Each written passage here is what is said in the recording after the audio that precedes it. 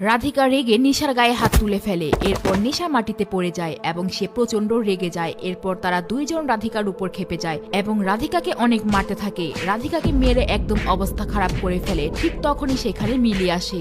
এই মাইয়া, তুই নিজের কি ভাবস যে এই গ্রুপে নতুন আসছো? এই গ্রুপে আমাদের কিছু নিয়ম আছে, যদি সেটা মানতে পারস তাহলে আমাদের সাথে থাকতে পারবি। ঠিক আছে, বুঝতে পারছি। আমি যেহেতু তোর বড়, তাই আজকের থেকে তুই আমার আপু বলে রাখবি।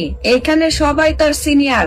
আচ্ছা, এখন থেকে আমাদেরকে আপু বলে শোনা। রাধিকা ওদের সাথে তর্কে জড়াতে চায় না, তাই ফালতু ঝামেলায় জড়াতে না চেয়ে সে ওদের কথা মেনে নেয়। হাই নিশা আপু, হাই জাসবি আপু, হাই মিলি আপু। না, তোমার এইসব করার দরকার নাই। এখানে এমন কোনো নিয়ম নাই যে আমাদেরকে আপু বলতে হবে। ওরা ফালতু তোমাকে পাগল বানাচ্ছে। মিলির এই কথা শুনে নিশা তার দিকে তাকিয়ে থাকে। সে ভাবে রাধিকা আর মিলি একই রকম। রাধিকা ওদের কথায় মনোযোগ দেয়া বন্ধ করে দেয়। সে এখন তার নাচ ও পারফরমেন্সের দিকে মনোযোগ দিতে চায়। যখন রাধিকা সেখান থেকে চলে যেতে চায়, তখনই নিশা তাকে বাধা দেয় আর বলে, এই নতুন মেয়ে, তুই কই যাস? আমরা কি তোরা এখান থেকে যাইতে বলছি? তো আমি এখন কি করব? রাধিকা বিরক্ত হয়ে যায়। তাদের কথা মতো আপু বলার পরেও তাকে বারবার বিরক্ত করার চেষ্টা করছে। তাকে তার নাম ধরে না ডেকে তাকে নতুন মেয়ে বলতেছে। তুমি দেখতেছো আমাদের নাতের জায়গা কেমন নোংরা হয়ে আছে? যারা এখানে নতুন আসে তাদের প্রথমে এই জায়গা পরিষ্কার করতে হয়। তো তাড়াতাড়ি ঝাড়ু নিয়ে পরিষ্কার করা শুরু করে দাও।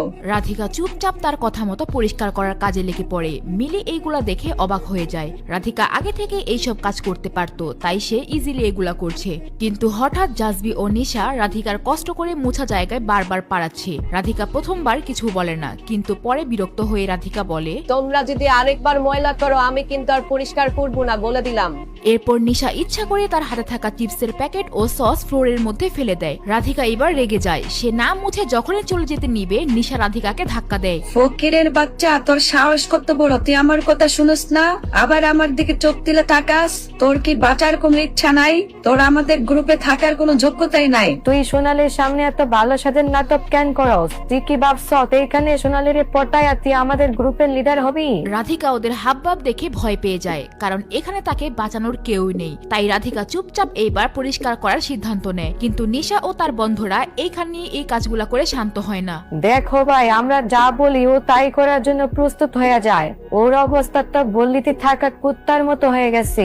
ভালোই হইছে, ওরে দিয়ে আমরা সামনে অনেক কাজ করে দিতে পারো। হ্যাঁ, কিন্তু ও তো আবার ভালো নাচতেও পারে। সোনালি যদি ওকে আবার গ্রুপ লিডার বানায় দেয়, আমরা তো তখন ওরে দিয়ে কাজ করে দিতে পারুম না। চিন্তা করার কি আছে?